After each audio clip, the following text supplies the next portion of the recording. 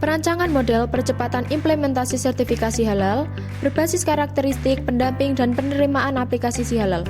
Guna penguatan kapasitas pendamping proses produk halal adalah penelitian dengan skema 2 tahun di mana di tahun pertama dilakukan pengujian secara kuantitatif berbasis kuesioner yang disebar pada pendamping proses produk halal. Hasil penelitian di tahun pertama adalah sebuah model yang menyatakan adanya hubungan dari karakteristik pendamping, aktualisasi pendamping, dan pandangan terhadap PU, serta aplikasi si halal dengan penerimaan sertifikat halal. Adapun setelah dilakukan pengujian melalui SAM-PLS terhadap inner model maupun goodness of fit, maka didapatkan data yang tersaji seluruh variabel konstruk berhubungan positif sehingga saling mendukung terhadap variabel yang lain. Sehingga dapat disimpulkan bahwa model percepatan ini didapatkan sebagai alat bantu dalam meningkatkan penerimaan sertifikasi halal gratis yang dilakukan oleh BPJPH.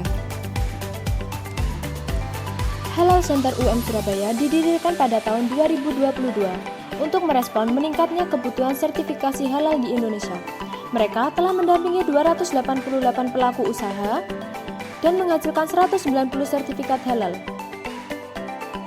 Halal Center UM Lamongan juga telah mendampingi 150 pelaku usaha dengan 101 sertifikat halal yang sudah terbit. Penelitian ini menggunakan metode kualitatif kebijakan yang dirancang untuk merumuskan dan mengevaluasi kebijakan pendamping PPH. Data dikumpulkan melalui focus group discussion dengan pendamping PPH sebagai informan utama.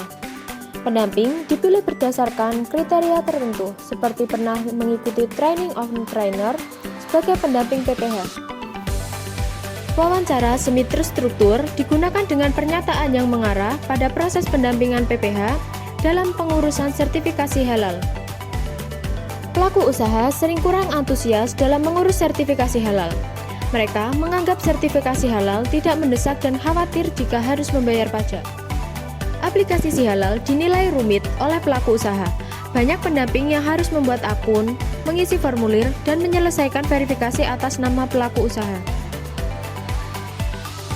Intensitas pendamping bervariasi, namun sebagian besar pendamping hanya bertemu pelaku usaha 1-3 kali selama proses pendampingan. Berdasarkan identifikasi permasalahan, didapatkan rekomendasi untuk pengurusan halal sebagai berikut. 1. Optimalisasi integritas fungsi pendamping proses produk halal P3H sebagai verifikator dan validator untuk membackup kemampuan P3H yang beragam melalui kurikulum pelatihan P3H. 2.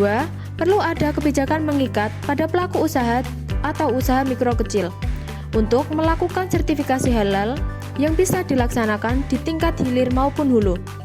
3. Peningkatan literasi digitalisasi para pelaku usaha untuk meningkatkan kapasitas pelaku usaha dalam membangun kesadaran dalam mengajukan sertifikat halal. 4. Instansi terkait selalu mengupgrade aplikasi si halal agar semakin mudah bisa dijalankan oleh siapapun, khususnya pelaku usaha, sehingga siapapun yang membuka akan siap untuk mengaplikasikannya. Pada akhir fase, policy brief guna peningkatan kapasitas P3H telah tersusun dan selanjutnya disampaikan pada pemangku kepentingan sertifikat halal, di antaranya BPJPH, MUI, Kemenak, Kemenprin, Kemenkop UKM, Kementan, Kemendak, LPH UKHT Muhammadiyah, dan Kenex. Harapan besar policy brief yang dihasilkan dapat memberi impact pada ekosistem halal di Indonesia.